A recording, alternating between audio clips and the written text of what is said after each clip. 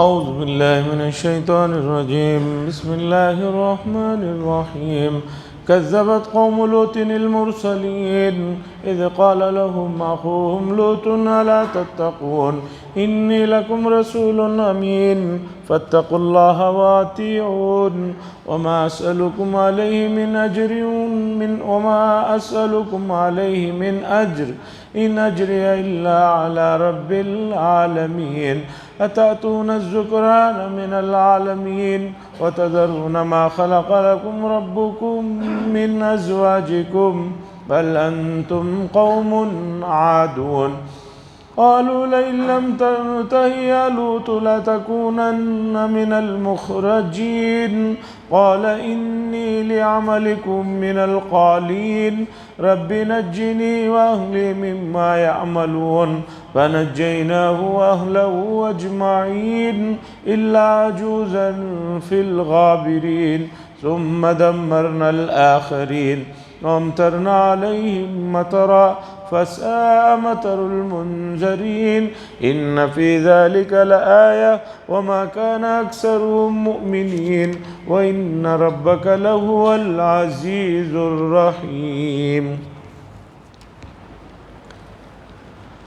حضرات، سورہ شعراء میں حضرات انبیاء علیہ السلام کے واقعات مسلسل بیان کیے جا رہے ہیں اور بہت مختصر انداز میں اللہ تعالیٰ نے اس صورت میں بہت سے انبیاء علیہ السلام کا تذکرہ فرمایا اور قوم کا تذکرہ فرماتے ہوئے اس قوم کی جو اہم اور بڑی بیماریاں تھیں، بڑی مصیبتیں تھیں، بڑے جو گناہ تھے ان کو ذکر فرمایا اور ان کے انبیاء نے ان کو جو نصیحتیں کی، بدلے میں انہوں نے ان کے خلاف جو باتیں کہی اسے بھی اللہ نے ذکر فرمایا.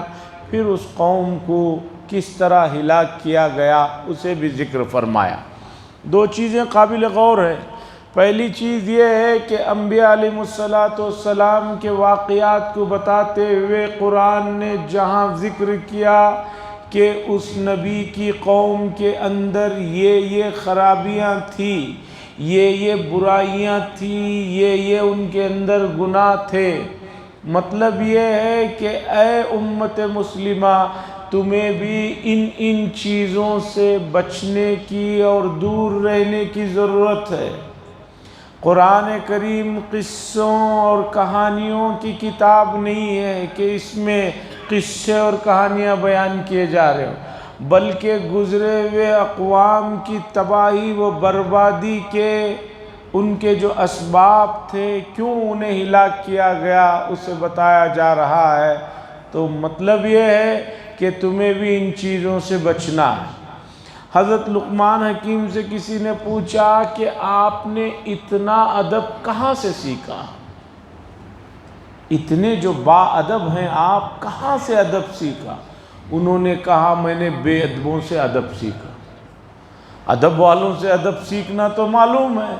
انہوں نے کہا میں نے بے ادبوں سے ادب سیکھا، وہ اس طرح کہ جب بھی کوئی آدمی بے ادبی کرتا میں اسے دیکھتا تو دل کہتا کہ یہ بے ادبی ہے، مجھے یہ نہیں کرنا. تو گویا بے ادبوں سے ادب سیکھا.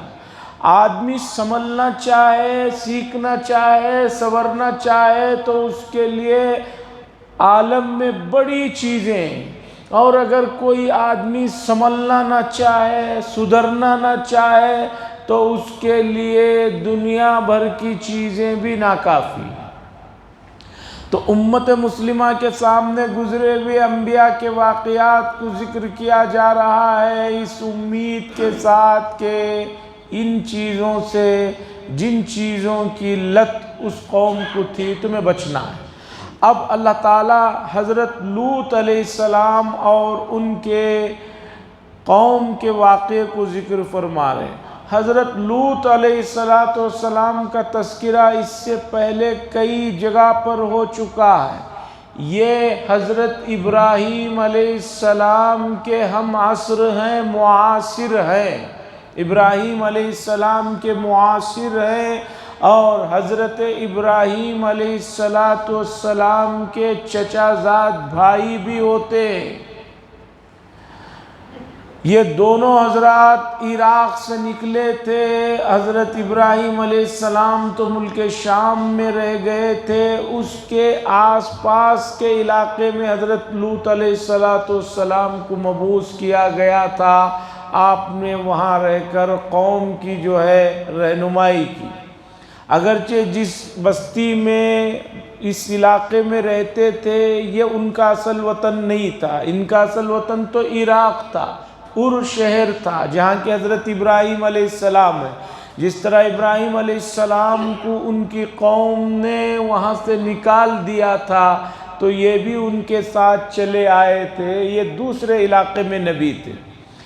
اللہ تعالیٰ نے اس قوم کے اور ان کے واقعات کو کئی جگہ پر ذکر فرمایا۔ سب سے بڑی برائی جو اس قوم میں تھی وہ تھی ہم جنس پرستی۔ مہذب لفظوں میں سمجھیے کہ ہم جنس پرستی کی ابتدا اسی بیہودہ قوم سے شروعات ہوئی۔ بہت حضرت لوط علیہ السلام نے سمجھایا یہ بدترین گناہ ہے، یہ گناہ اس سے پہلے کبھی نہیں ہوا ہے، تم اس گناہ سے باز کیوں نہیں آتے؟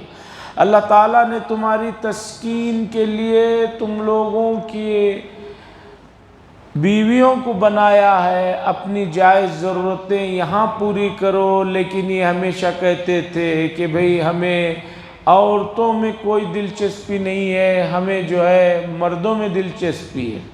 حتیٰ کہ کئی مرتبہ ایسا ہوا کہ لوط علیہ السلام کے پاس جب فرشتے انسانی شکل میں آئے تو فرشتے جب انسانی شکل میں آئے تو بہت خوبصورت تھے، تو یہ لوگ جو ہے ان کے گھر پر بھی پہنچ گئے کہ جو ہے آپ کے یہاں جو مہمان آئے ہیں ہمیں ان سے ملاقات کراؤ، ہمیں یہ کرو۔ اس کے بعد اللہ تعالیٰ نے اس پیغمبر کے ذریعے سے ان کی رہنمائی اور ان کو نصیحت فرمایا، لیکن جب یہ لوگ نہیں مانے تو اللہ تعالیٰ نے ایک عذاب میں اس پوری قوم کو، پوری بستی کو تباہ فرما دیا۔ اور سب سے بڑی عجیب بات یہ ہے کہ حضرت لوط علیہ السلام کے اوپر جن لوگوں نے ایمان نہیں لایا، جو ان کو تکلیف دیا، ان میں ان کی ایک بیوی بھی ہے۔ لوط علیہ السلام کی ایک بیوی بھی ہے، اور جب عذاب آیا ہے تو وہ بیوی بھی ان کی ہلاک ہوئی ہے۔ مفسرین نے لکھا ہے جیسے نوح علیہ السلام کا بیٹا ایمان نہیں لایا وہ ہلاک ہوا، لوط علیہ السلام کی بیوی ایمان نہیں لائی وہ عذاب میں ہلاک ہوئی۔ ان لوگوں کی ہلاکت سے، اور سب سے بڑی بات رسول اللہ صلی اللہ علیہ وسلم کے چچا ابو طالب بھی ایمان نہیں لائے، اس سے انبیاء علیہ السلام کی شان اقدس میں کوئی کمی اور کوئی تنقیص نہیں ہو سکتی۔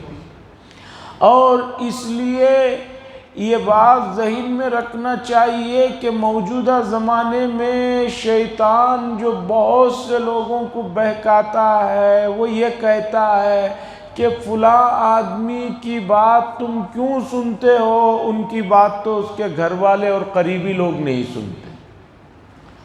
اس لیے ان کو یہ ذہن میں رکھنا چاہیے کہ لوط علیہ السلام جلیل القدر نبی ہیں، ابراہیم علیہ السلام جن کا تذکرہ بھرا ہوا ہے، ان کے ابا ان پر ایمان نہیں لا رہے ہیں۔ اور سب سے بڑی بات رسول اللہ صلی اللہ علیہ وسلم کی ہے کہ آپ کے قریبی رشتہ داروں میں چچا ایمان نہیں لائے ہیں، تو کیا رسول اللہ صلی اللہ علیہ وسلم کی ایمان کی بات پہنچانے میں کوئی کمی رہ گئی تھی؟ اس لیے ہمیں حضرت علی رضی اللہ تعالیٰ عنہ کی بات ہمیشہ یاد رکھنا چاہیے، انظروا الی ما قال ولا تنظروا الی من قال۔ کون آدمی بات کہہ رہا ہے یہ مت دیکھو، کیا کہہ رہا ہے یہ دیکھو۔ بہت سے لوگوں کو بہت سی باتیں اس لیے پسند نہیں آتی کہ کہنے والا ان کی نظروں میں ناپسندیدہ ہے۔ ارے بھئی بات کہنے والے کی کوئی اہمیت نہیں ہے، کیا بات کہہ رہا ہے وہ صحیح ہے یا نہیں یہ دیکھو۔ اگر آپ ایسا کہیں گے تو پھر دنیا میں جتنی ٹیکنالوجی فی الحال آپ استعمال کر رہے ہیں، اس ٹیکنالوجی کے جدید موجدین جو ہے وہ انتہائی نافرمان اور اللہ پر ایمان رکھنے والے نہیں ہیں، تو کیا آپ اس سے استفادہ کرنا چھوڑ دیں گے؟ آپ کی زندگی کا حصہ بن کر رہ گئی ہیں۔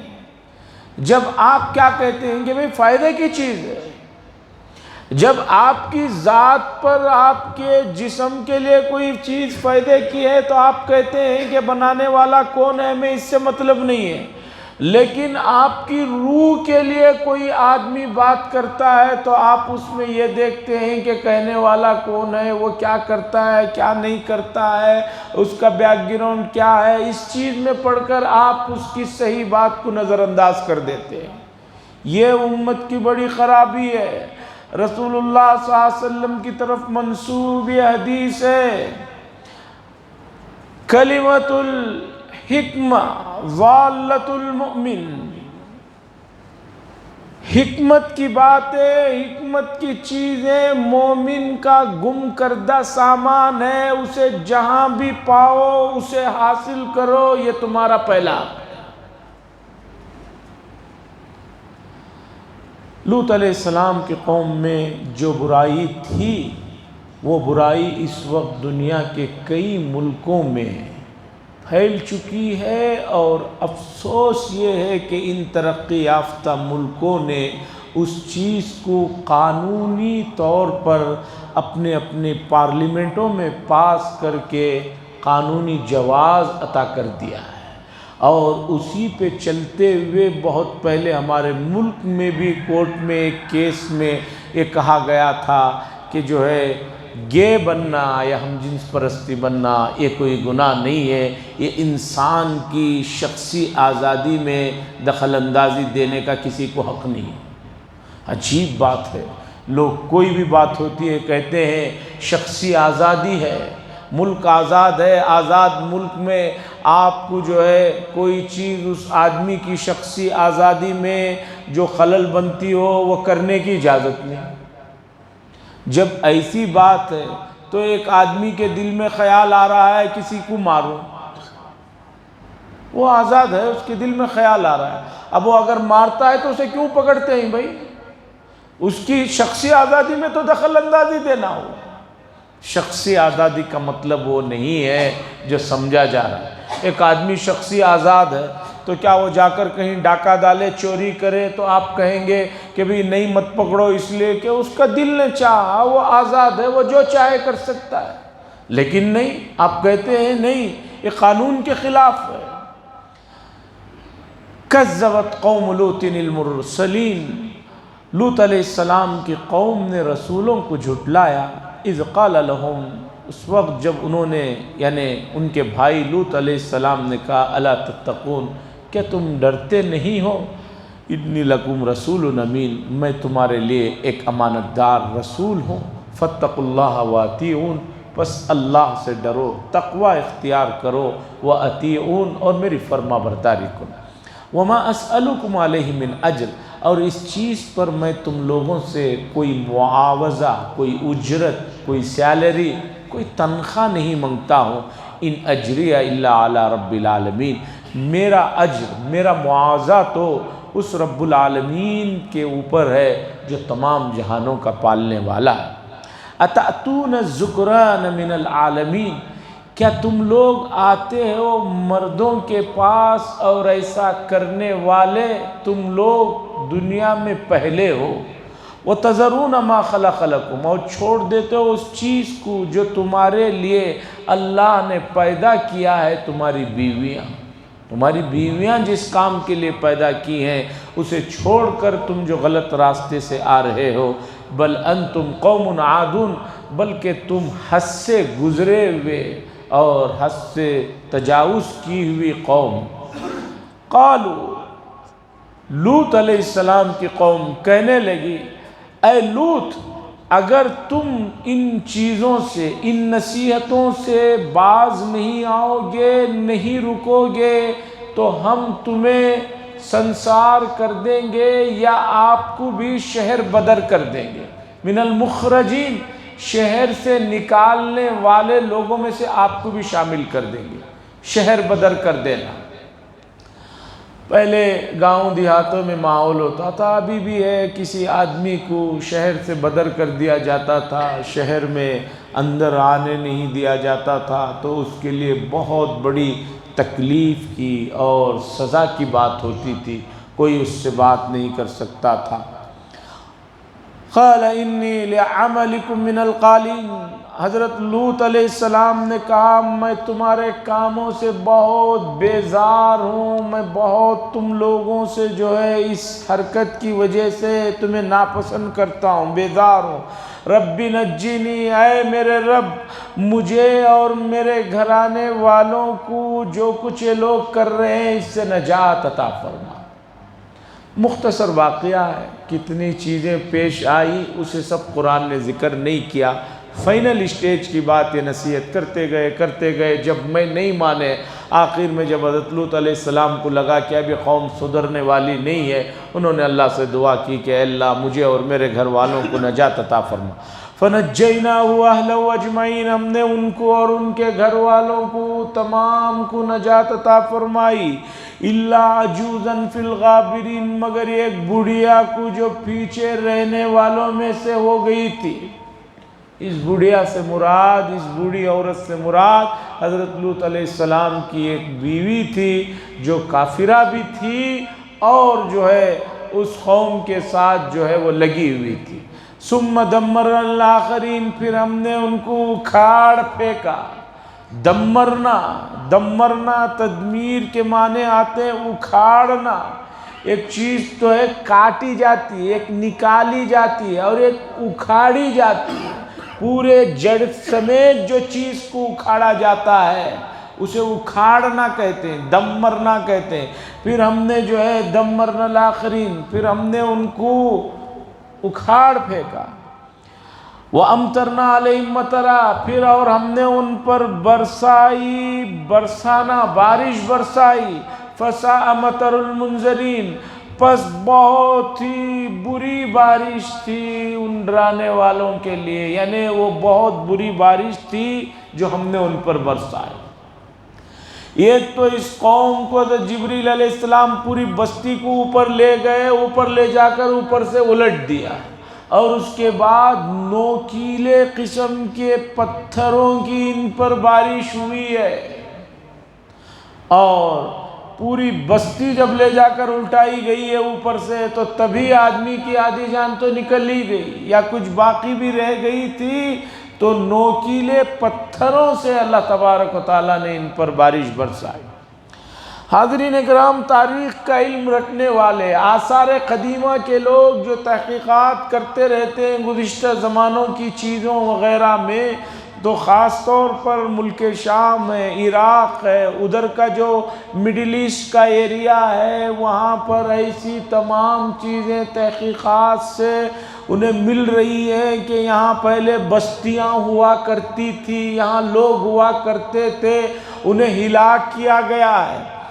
اور عجیب بات یہ ہے کہ ان تمام چیزوں کا تذکرہ بائبل میں بھی ہے۔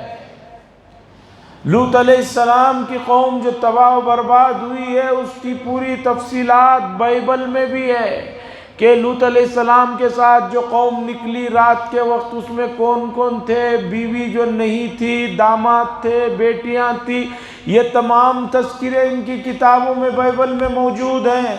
اور عجیب بات دیکھیے کہ جس وجہ سے اس قوم کو نیست و نابود کیا گیا وہ تمام چیزیں بھی بائبل میں موجود ہیں، اس کے باوجود دنیا میں یہ اعلیٰ درجے کی گندگیاں جو حضرت لوط علیہ السلام کے قوم کے در میں پائی جاتی تھی، ان گندگیوں کو قانونی اجازت دلانے کے لیے سب سے زیادہ یہی لوگ جو بائبل پڑھتے ہیں یا بائبل کو اور انجیل کو مانتے ہیں، وہی لوگوں نے ان بیماریوں کو پھیلایا۔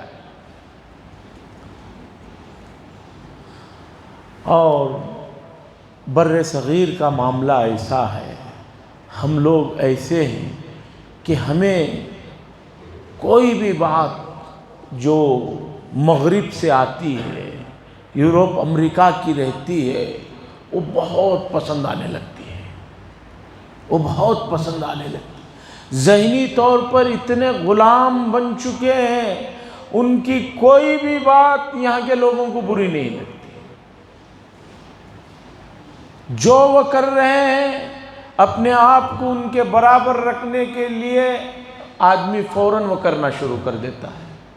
عزیزان گرامی، یہ انتہائی پستی کی بات ہے، اور افسوس یہ نہیں کہ صرف بر صغیر کے لوگ اس میں ملوث ہیں، افسوس یہ ہے کہ قوم کی جب بدحالی آتی ہے تو اس میں سبھی ملوث ہوتے ہیں۔ مسلم ملک کہلانے والے عرب ملک بھی جو ہے ہر چیز جو وہاں سے آتی ہے اسے بہت ہی احترام کے ساتھ جو ہے اپنے سروں پر لے کر چل رہے ہیں۔ پوری دنیا میں جمہوریت کے نام پہ اب عرب ملکوں میں بھی جمہوریت کو جو داخل کیا جا رہا ہے، یہ بات سن لیجئے، جمہوریت جو ہے خدا کے بنائے ہوئے نظام کے خلاف ایک نظام ہے۔ انسانوں کا نظام خدا کے نظام کا کیا مقابلہ کر سکتا؟ ان فی ذالک لآیہ، اللہ نے فرمایا اس میں اہل مکہ کے لیے اور سب کے لیے بڑی عبرتیں ہیں۔ وما کان اکثرهم مؤمنین، اور لیکن ان میں سے اکثر لوگ ایمان نہیں لاتے۔ وَإِنَّ رَبَّكَ لَهُوَ الْعَزِيزُ الرَّحِيمُ، اور بے شک آپ کا رب لَهُوَ الْعَزِيزُ، وہ صاحب اقتدار ہیں، قوت والے ہیں اور بہت مہربان ہیں۔ كذب اصحاب الایکۃ المرسلین اذ قال لهم شعیب الا تتقون۔ اب اس کے بعد حضرت شعیب علیہ السلام کا واقعہ بیان کیا جا رہا ہے۔ شعیب علیہ السلام کا زمانہ حضرت لوط علیہ السلام کے زمانے کے تھوڑی ہی بعد کا زمانہ ہے، اس لیے کہ قریب میں ایسی آیتیں گزری ہیں جس میں اللہ تعالیٰ نے حضرت شعیب علیہ السلام کی یہ بات نقل فرمائی کہ حضرت شعیب علیہ السلام نے قوم سے کہا، لوگوں، لوط علیہ السلام کی قوم کی بربادی ابھی قریب کا واقعہ ہے، تم لوگ اس سے کیوں عبرت حاصل نہیں کرتے؟ تو یہ بات بتا رہی ہے کہ حضرت شعیب علیہ السلام کا زمانہ حضرت لوط علیہ السلام کے زمانے سے زیادہ فاصلے پر نہیں، قریب کا زمانہ ہے۔ شعیب علیہ السلام کی قوم کے لیے لفظ استعمال ہوا کہ اصحاب الایکہ نے رسولوں کی تکذیب فرمائی، ایکہ، اور کہیں مدین کا لفظ استعمال ہوا۔ ایکہ کہتے ہیں عربی میں گھنے جنگلات، سرسبز و شاداب جو علاقہ ہوتا ہے اسے ایکہ کہا جاتا ہے، چونکہ یہ بستی جہاں پر یہ لوگ رہتے تھے بڑے گھنے جنگلات تھے، بڑی جو ہے وہاں پر سرسبز و شادابی کا ماحول تھا۔ سرسبز و شادابی کا جو ماحول ہے اسے سمجھنے کے لیے بنگلور والوں کو باہر نکلنا پڑے گا۔ کسی ہلس اسٹیشن پہ جاتے ہوئے خاص طور پر اوٹی وغیرہ کو آپ نے دیکھا ہوگا کہ نیل گری کے درخت ایسا لگتا ہے پلاننگ سے اگائے گئے ہیں، ہر طرف سرسبز و شاداب رہتا ہے، سوکھا کچھ نظر نہیں آتا۔ تو یہ قوم جو ہے سرسبز و شاداب علاقے میں رہتی تھی، اور سرسبز و شاداب آج سے ہزاروں سال پہلے اگر کسی کو یہ میسر ہے تو سمجھیے کہ ان کی زندگی کے لیے سب کچھ ہے، ان کے پاس کھانے پینے کی سب چیزیں وافر مقدار میں، اور گزرے ہوئے زمانوں میں آدمی کے لیے کھانے پینے کی چیزیں میسر ہو جائے وہی ان کے لیے سب سے بڑی دولت تھی۔ آج کے زمانے کی طرح نہیں کہ آدمی کو کھانے پینے کے علاوہ بلکہ کھانے پینے کی چیزوں کا اتنا اہتمام نہیں، دوسرے فضولیات کا اتنا اہتمام ہے۔ آدمی کو جو غیر ضروری چیزیں ہیں آج وہ ضرورت بن کر رہ گئے ہیں۔ اگر کسی آدمی سے اس کا فون چھین لیا جائے موجودہ زمانے میں، یا فون کا چارجر ہی چھین لیا جائے تو سمجھیے کہ اسے آپ نے بس سمجھیے کہ بے بس اور مجبور کر دیا۔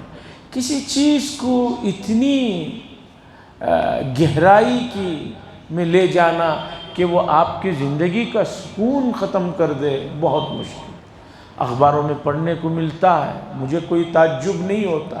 قریب میں بھی اخبار میں ہم نے پڑھا کہ ایک نوجوان نے اپنے والد کو گاؤں میں صرف اس لیے قتل کر دیا کہ اس کے والد نے اس کے فون کو ریچارج نہیں کرایا۔ ابھی قریب میں اخبار میں بات پڑھی، اور کوئی بعید بات نہیں ہے کہ ایسا ہوا ہو۔ دوسرا، شعیب علیہ السلام کو مدین کی طرف بھیجا گیا تھا، اصحاب مدین بھی کہا جاتا ہے۔ مدین ایک شہر کا نام ہے، اور وہ شہر میں چونکہ بہت سرسبز و شادابی کا علاقہ تھا تو کہیں ان کو ایکا والے بھی کہہ دیا گیا۔ حضرت شعیب علیہ السلام جو ہے مدین کی طرف تھے، اور مدین جو ہے وہ ایک آدمی کے نام پر شہر تھا۔ حضرت ابراہیم علیہ السلام کے دو اہلیہ کا نام تو سب کو معلوم ہے، سارہ اور ہاجرہ۔ ایک تیسرے اہلیہ تھے حضرت ابراہیم علیہ السلام کے، جن کا نام تھا قطورہ۔ ان کے 7 لڑکے تھے، ان میں سے ایک لڑکے کا نام مدین تھا۔ تو یہ اس خاندان سے حضرت شعیب علیہ السلام ہے، وہاں پر یعنی مدین کی طرف آپ کو بھیجا گیا۔ اور اس قوم کی سب سے بڑی جو بیماری تھی وہ یہ تھی کہ یہ ناپ تول میں بہت جو ہے کوتاہی میں مبتلا تھے، ناپنے میں بھی تولنے میں بھی۔ کوئی چیز ناپ کر خریدنا ہوتا تو الگ سے ان کے پاس اس کا آلہ تھا، جب بیچنے کا نمبر آتا تو دوسرا آلہ ہوتا تھا۔ جیسے کہ آپ کو معلوم ہے کہ آج بھی ناپ تول میں، حتیٰ کہ ناپ تول ڈیجیٹل ہو گیا ہے، اس میں بھی اس طرح کی جو ہے کمیاں خامیاں ہیں۔ میٹر مثال کے طور پر سمجھنے کے لیے آسانی، آٹو کا میٹر ہوتا ہے، اتنے دور جانے پر پیسے بدلتے رہتے ہیں۔ حکومت کی سیل لگی ہوئی ہے، ڈیجیٹل ہے، آدمی سمجھتا ہے کہ اس میں کچھ گڑبڑ نہیں کر سکتے، لیکن یہ بھول جاتا ہے کہ میٹر بھی بنانے والے انسان ہی ہیں۔ مجھے خود ایک صاحب ملے، بلکہ میں یہ کہوں کہ کسی زمانے میں ساتھ میں رہے بھی وہ لمبا عرصہ۔ انہوں نے کہا کہ کیا کام کرتے؟ میں نے پوچھا تو انہوں نے کہا کہ آٹو کے میٹروں کو درست کرتا ہوں۔ تو میں نے کہا بھئی اب تو ڈیجیٹل ہو گیا ہے، اب تو کچھ گڑبڑی ہو نہیں سکتی ہوگی۔ کہنے لگے نہیں، اب بھی گڑبڑی ہوتی ہے۔ جو بھی آدمی آتا ہے وہ جتنا کہتا ہے ہم سے، ہم اتنا فٹ کر کے دے دیتے ہیں۔ اگر اس نے کہا کہ 10 روپیوں کی جگہ 12 روپے دکھائے تو ہم 12، اس نے کہا 13 روپے کر دو 13۔ میں نے کہا سیل ہوتی ہے گورنمنٹ کی، کہا سیل بھی ہم ہی لوگ انسانی بناتے ہیں، ویسی سیل ہم بھی بنا کے لگا دیتے ہیں۔ اس کے علاوہ ہر چیز میں جو یہ ناپ تول میں جو جدید چیزیں، کاروں میں بہت سے کاروں میں کلومیٹر کا حساب ہوتا ہے۔ مجھے خود ایک کار والوں نے کہا حضرت کلومیٹر کے حساب میں مت جاؤ، ہمیشہ کہیں سفر کرو تو لم سم بات کر لو۔ میں نے کہا کیوں؟ کہنے لگے اس لیے کہ 80 کلومیٹر چلتی ہے لیکن وہ دکھاتی ہے کار 100 کلومیٹر۔ آپ کو وہ 1 روپیہ ادھر کم کر دے رہا ہے 1 کلومیٹر کے، لیکن 20 کلومیٹر ادھر جو 20 کلومیٹر کے لے رہا ہے اس حساب سے تو یہ ہو جائے۔ اس لیے لم سم بات کر دیجئے۔ اب جو ہے وہ کہیں لے جائے، کس راستے سے لے جائے، آپ کو کوئی پرواہ ہی نہیں ہوگی۔ تو بہرحال حضرت شعیب علیہ السلام کی قوم میں ناپ تول کی بیماری تھی۔ حضرت شعیب علیہ السلام نے ان کو سمجھایا اور انہوں نے نہیں سمجھا، پھر ان کو ایک بڑے خطرناک عذاب میں ہلاک کیا گیا۔ اس کی تفصیلات اس پورے رکوع میں ہیں، اور اس کے بعد نبی کریم صلی اللہ علیہ وسلم کے تذکرے کے ساتھ یہ صورت بھی ختم ہونے والی ہے۔ انشاءاللہ العزیز اگلی نشست میں بات ہوگی۔ آپ حضرات سے گزارش ہے لوگوں کو مسجدوں میں نمازوں کی طرف متوجہ کرتے رہیں، نمازوں کی طرف متوجہ کرتے رہیں، اس لیے کہ جب تک آدمی کا تعلق مسجد سے نہیں بنے گا، رب سے نہیں بنے گا، اسے دنیا کا کوئی قانون، دنیا کی کوئی چیز اسے جو ہے اس کے اندر جو ہے ڈسپلن جسے کہتے ہیں، اور قانون اور دوسری جو اخلاقیات ہیں وہ نہیں پیدا کر سکتی۔ یہ مطلب نہیں ہے کہ بھئی نماز پڑھنے والے کوئی غلطی نہیں کرتے، وہ بھی کرتے ہیں، وہ بھی انسان ہیں، ان سے بھی غلطی ہوتی ہے، لیکن اللہ نے فرمایا ان الصلاۃ تنہا عن الفحشاء والمنکر۔ انشاءاللہ نماز آہستہ آہستہ کر کے اس کے اندر سے برائیوں کو ختم کر دے گی۔ اس لیے بچوں کو بھی بڑوں کو بھی جو ہے نمازوں کی طرف پیار سے، محبت سے، تہذیب سے متوجہ کرتے رہیں۔ وآخر دعوانا ان الحمدللہ رب العالمین۔ لک الحمد و لک شکریہ اللہ، اللہم صلی علی سیدنا شفیعنا نبینا حبیبنا مولانا محمد بارک وسلم۔ اللہم انت السلام ومنک السلام تبارک یا ذا الجلال والاکرام۔ ربنا تقبل منا ما كان صالحا واصلح لنا ما كان فاسدا۔ صلی اللہ تعالی وسلم علی خیر خلق محمد وعلى آلہ وصحبہ اجمعین والحمد للہ رب العالمین۔